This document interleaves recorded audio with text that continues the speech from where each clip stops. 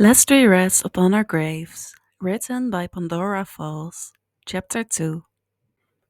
The rest of the evening was not an improvement.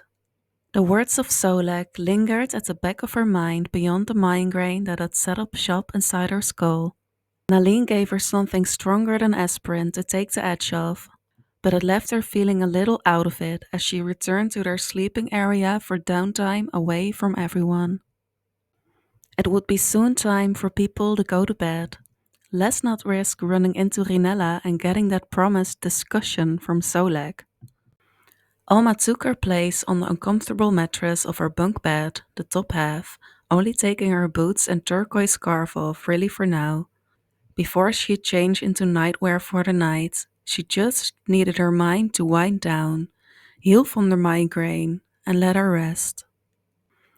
The pillow was lumpy and the springs dug into her spine, but it didn't really bother her as she stared up at the ceiling.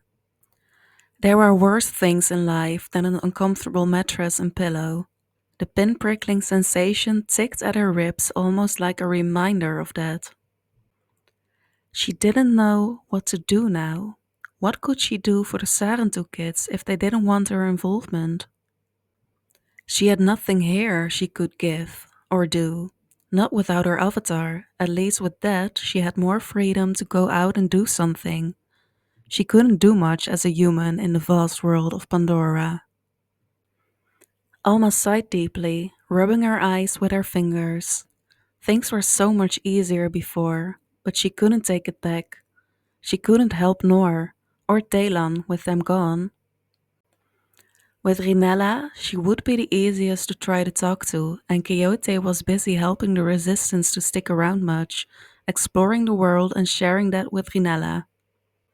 They were close now, unsurprisingly, so any conversation with one would certainly be heard by the other. Privacy with them was not a luxury anymore, even if Solek's threat wasn't keeping her away. God only knew where Talan ended up. He had liked it inside more than out. Being out in such a vast world must be overwhelming. And she had heard Noor try and get him out to explore a bit before the bombing. Perhaps Talan was at an abandoned RDA facility. Familiar enough for him to find comfort, she was sure. But which one, she had no idea. Quixote had destroyed a lot in the past few months. She couldn't bring Noor back, and she didn't want to be the one to do that. He would surely bury his blade into her again if she tried. What would happen if he did come back? Would he kill her? Would the resistance want him around still? Or was the murder of her avatar enough for the resistance to keep him at arm's length in fear of him doing that to a human being? It was a loss for the Sarentu, now that it was pointed out, so few of them left now. There had been 9 children taken back then. Not all of them survived TEP, which was her biggest failure. Useless to preserve the children she had had a part in taking. Ahari had died at Mercer's hands. Okni had died of sickness a year after Ahari's death. Uait had lost the trust of his Sarentu friends. He had sold their escape plan out to the guards. According to the security feeds, he had killed himself by running and attacking his guards till they shot him. The guilt of Ahari's death had weighed the 11-year-old down more than expected, more than what she expected from him. Talisi and Yefti had been the last to die, her fault really, faulty cryopods. She knew their remains had been recovered from the broken pods and buried outside of Resistance HQ in the Kingler Forest. 4 of the 9 Sarentu lived, but not enough for a full clan. Perhaps time would see people would leave their native clan and join the Sarentu, take the mark and live through new traditions for the growth and development of a new Sarentu clan to walk Pandora's surface. People came and left their clans for another cause. She had learned from Jake that the Olangi clan had been absorbed into the Omatikaya with reduced numbers following the battle. It wasn't unheard of for it to happen the other way around. What could she do? Alma mulled, not getting out of bed as people came to bed. Her bunk bed shifting as someone clambered into it with a heavy sigh. Anka. A small idea came to mind. Anka, a pilot. Someone who could take her to places. That was a start. Tabcon 1 had become a dump site after they had left, used to hide the mess in the toxic smog they left to cover their tracks in that area of the world. Alma had left many things there to hide them from Mercer, or maybe herself as well, kept away, but maybe she needed to bring them back. The Sarentu deserved that at the least. It was the only thing she could do, she supposed. Anka wasn't there when she first woke up, her head pounding and her neck feeling stiff. But Alma pulled herself together despite almost falling out of the top bunk, her balance wavering for a moment until her head cleared enough to walk straight. Hopefully, her head would clear up once she had eaten. Her eyes searched as she walked through the resistance hideout, her eyes lingering on Rinella as they passed, but the girl either didn't see her or simply ignored her, which ached at her heart more, solidifying that she had to make that trip. It could be the starting block to rebuild some trust. Is Cortez still in charge now? It's just still so sad and confusing. Priya's concerned voice echoed from the kitchen, but somewhat hushed still. Her heart sank into her stomach, her morning appetite vanishing instantly and replaced with unease and a low level of nausea. If Priya was questioning her place here and her leadership, then that was telling a lot about the minds of everyone else. Lovely. I know, but Jake left her here in charge for a reason. She's been here far longer than anyone else, even me. Anka's voice echoed in soft reply. We can't forget that. It's just hard knowing and hearing all the bad things about what Mercer did in that school and that she could have had a part in it. I can't, I don't know this other Alma. She's small. I miss her big and blue, you know? Anka said nothing, but there was another exhale that echoed before a soft slurp of a drink. Alma waited for a few moments, taking the second to compose herself, pretend even that she hadn't heard, before she strolled into the kitchen casually, not sparing them much of a glance. But Priya stiffened right up in the corner of her eye as she opened the fridge, going simply for a protein bottle before she glanced to them. Well, Anka mostly. Anka, will you be flying anyone out today? Alma was glad for the strength in her voice as she found that bottle of pills from the previous evening and swallowed two down quickly to get rid of the headache that was still pounding. Anka blinked, sparing a look to Priya, then shook her head. No. We're sitting low for now still. Priya's still monitoring a few places that look suspicious. There's an area in the Zeswas land that got a lot more activity than usual. Alma nodded thoughtfully. Priya, can you excuse us?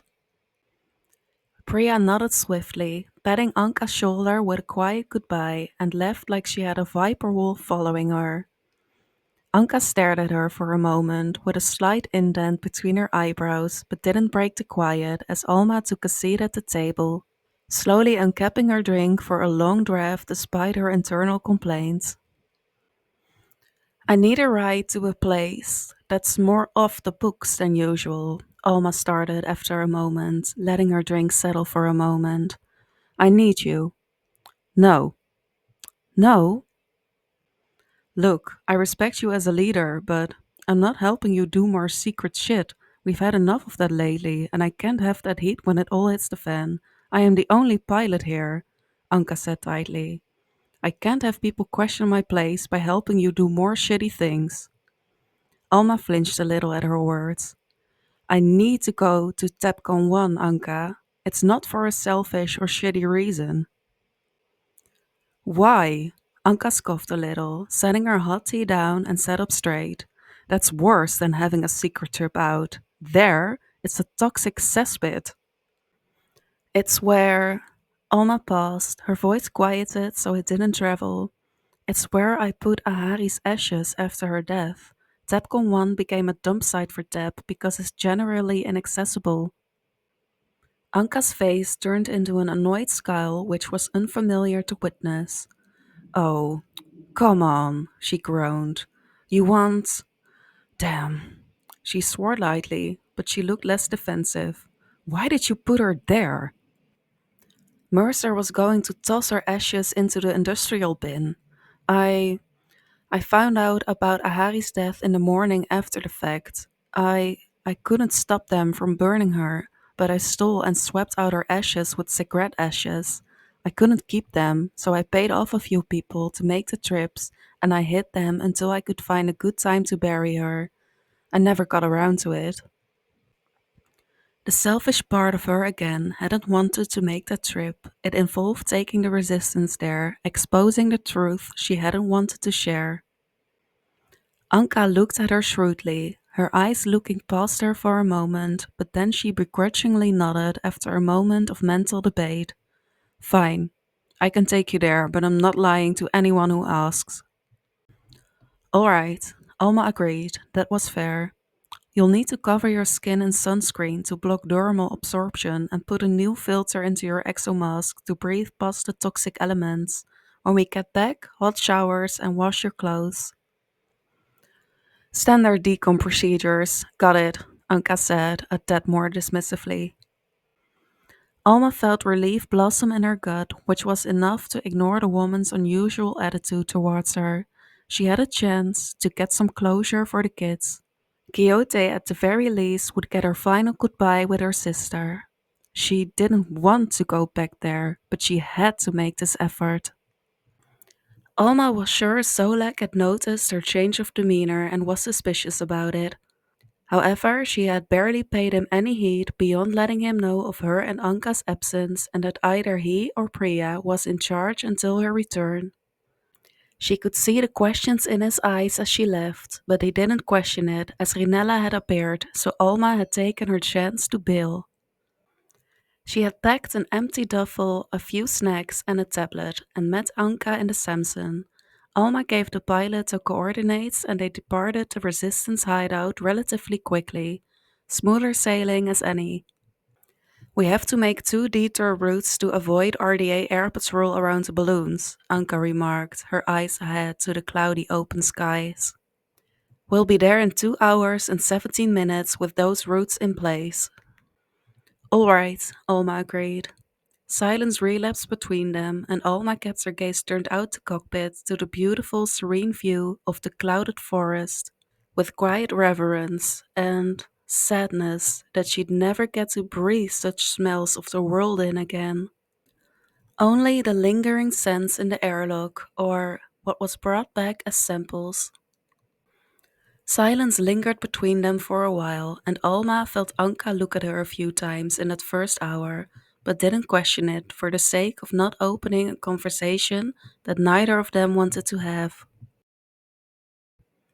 Why'd you do it? Alma jumped, her knee cracking against the Samson dash. Shit! She stopped herself from anything more, almost hitting a switch or two, the abs of pain vanishing quickly from her knee aside from a low throbbing. Careful, Anka hissed, making careful adjustments. Sorry, didn't mean to make you jump, though it didn't sound too measured. But still, my question stands, Cortez. We knew each other from Hell's Gate. Why did it take you 16 years to wait until Priya heard about Tep from intercepted chatter? Why didn't you make an effort to see that those kids had survived, than just your assumption? Mercer, no. Don't use him as an excuse, Anka shot down. I want you to be real with me, otherwise I don't see why I should return you back. The Navi lost a whole clan. The Sarentu lost their families because of what you and Mercer did. Why did you do it? Alma blinked at the woman in surprise at how upfront Anka was. She usually was more casual, but this was cold and blunt. More so than earlier. She must have been stewing on these questions for a while, but Alma knew she had to be careful with her answer, or lest be left behind. She knew Anka made some passive threats before and often in jest, but she felt a difference in the woman's attitude, to feel the woman had an 80% chance of following through, for a little while. The woman might turn back for her if she did, but Alma wasn't gonna brave those waters. I didn't believe the Navi were a complicated and complex being when I first joined the RDA, based on a few of the Navi's cultural differences. It was all I was exposed to. Mercer encouraged that belief many times, so we, or I, thought that we could elevate and educate the Navi to the same level as humans that would benefit each other.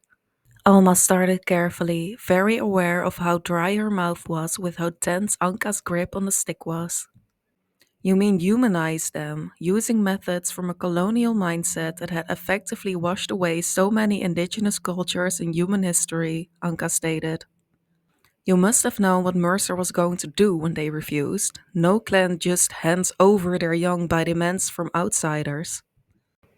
Alma remained quiet for a moment. I didn't think it would end in a massacre, she admitted. I I wondered why Mercer brought so many soldiers. I thought at worst they'd simply kidnap them and leave the adults alive. I know that's not any better in hindsight, but I didn't think it would end so bloody. I think that's the problem, Alma. You didn't think. You were ambitious enough to excuse a lot of shit for the sake of the damn school. Kids still got hurt one way or another. I know I failed them. I couldn't protect them as much as I should have. I stayed in the TAP program to make sure all of them weren't at the total mercy of Mercer or Harding.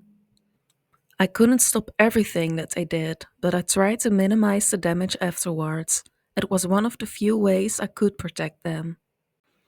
If I showed them too much favor, Mercer would have had my ass out of the program very quickly for being too sympathetic and emotionally compromised. Anka stared ahead of her for a moment, mulling on her words.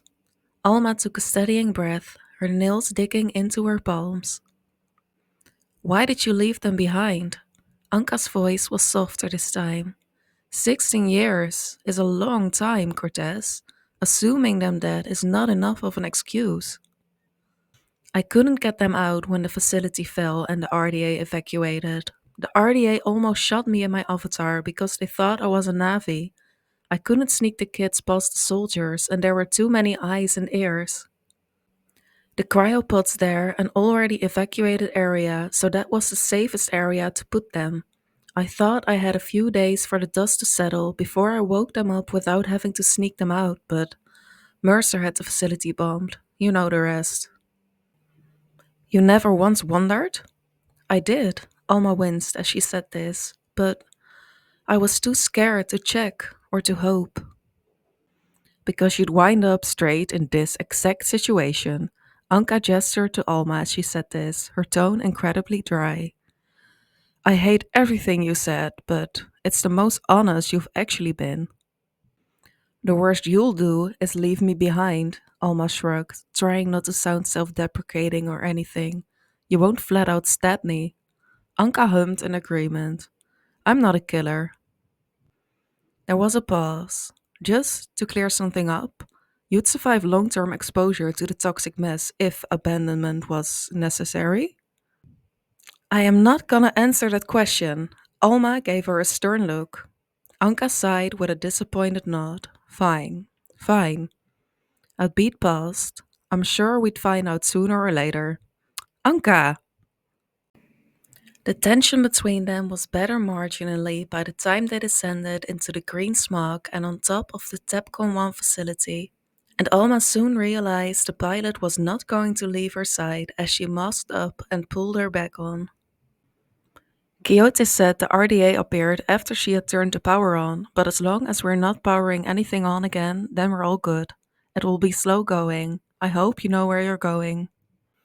There's vents and glass doors. We can use the fire extinguishers as our weapons of choice, Alma said, leading the way out, although through the filter there was a slight, eggy undertone as she breathed. Enough was being filtered out, so she didn't feel concerned about it. There was enough debris to clamber into the building. The signs of amp suits and destroyed ones were a haunting sight, and more so on the corpse that hadn't been retrieved inside of one. The man's remains inside the suit looked to be, well, into decomposition, but further along than normal. She was certain the smog's effects were the cause. Her stomach turned a little more, but she swallowed her unease and pressed on. It was like a maze without the convenience of power. Alma welded a rather strong extinguisher, and it took both their efforts to get through a door or two until Alma found a vent system she was familiar with. This way, she felt her heart beat faster as she got past the last vent and out to her old office, though she didn't look too hard as she went to the back wall behind all the desks that were opposite the glass wall that showcased their lab. She had a few co-workers stationed here back in the day, but they were long gone now. Her table was still cluttered, never sought to clean it up. This is your office? Yes, I hated it. The fans are massive given the air conditioning was in higher demand. I was always cold, Alma said, kneeling down and pulled a small screwdriver out and began to take out one of the panel's screws. It was fiddly work, but she had less to deal with this time around. It took a thump with the extinguisher to lodge the panel out of place, and she let it drop to the carpeted mossy floor. Inside, it wasn't as nice, but inside lay the case she had stashed away. It was a simple pelican case, like most of their supply boxes, and was heavily secured. Anka helped her pull it out, but Alma had them stop before she opened it with a thumb scanner. Fancy! Sid could hack this easily. Everyone had shit to hide back in the day. Most of them had porn to stash, so no one cared enough to question. Alma shrugged. Good porn? Anka asked, curiously. I bet some people could do with some films to enjoy. There's a storage cabinet for the technicians down, second left. They have hard drives of data, Alma directed, not willing to really go further into that. She wasn't here for that, but having lived in Tapcon 1 for 7 years prior to the school with thin walls, she knew uncomfortably enough of her colleagues. Unfortunately, it was mutual. Anka nodded, debating for a moment, then dashed off. I bet I could get a few favors with those, she heard the pilot mutter. The box latches were undone quickly, and Alma took a solid second before she braced herself and opened it up. Inside, it was as she had left it. The urns were not even urns. She had stolen the ashes and hidden them in the tea, coffee, and sugar containers from the more personal kitchen.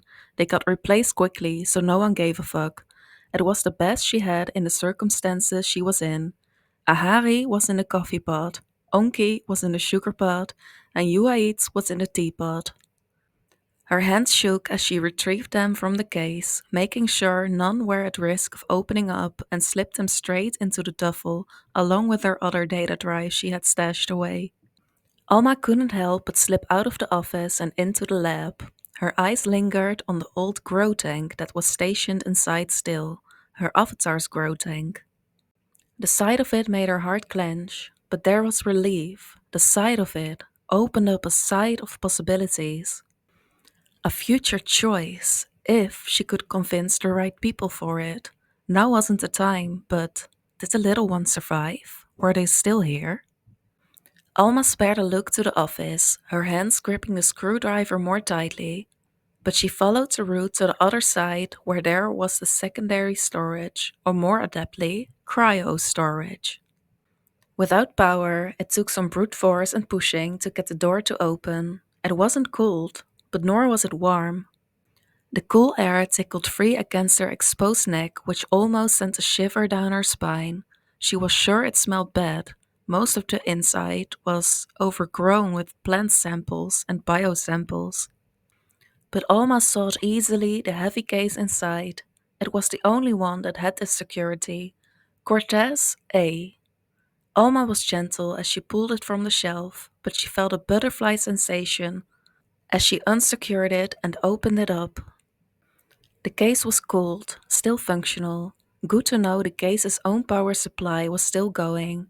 These battery cells were the good kind for a goddamn reason. Inside the cases were 4 slots, but only 3 were filled with small canisters. She pulled one out carefully, swallowing thickly, but the little signs of life were still there through translucent skin and tiny, underdeveloped little arms with tiny little fingers. Her spare avatars. Still alive after 38 years of cryo. It wasn't well known to most of the Avatar program, but the creation process was the most complex part of the Avatar's existence. Hundreds of Avatar embryos were created at a time for each driver, but about 97% of the embryos didn't survive past 50 cells, which was why so many were made. On average, 4 embryos survived to development to a 3-month gestational age, and 1 was carried on to full development. The rest were cryotanked. Cheaper to do it that way, and if the avatar died in transit or there was a fault, they had backup avatars to restart without the hassle of the conception again. Hers had never been moved from storage, it seemed. How inconvenient to leave $15 billion behind in a rush. Alma couldn't help herself but feel a shred of hope. She could have an avatar again. One day. Just not yet. She could wait. Not to mention, they'd have to come back for the growth tank for that and necessary supplements for growth. Once nerves had cooled and she was on the road to forgiveness, she could broach the topic with the science team. Maybe try and talk to Patel or Spellman if her scientists weren't able or willing to help. They had Dr. Augustine's avatar floating about still. Alma set the tube back in and secured it, carrying it out to get her other bag just in time for Anka to return with a stolen bag of goodies that looked more than just simple porn. I found some computer parts and wires we can use with the rest of all these things, a few radios and some avatar-sized tech for the resistance, also a few masks as well. Figured since I was there, looting is an option, Anka said, quite happy with her hoard. Got everything? Her eyes flickered down to the new case she had, but she didn't look too concerned or question it just yet, thankfully. Yes, Alma said, patting the duffel mostly. Let's get back.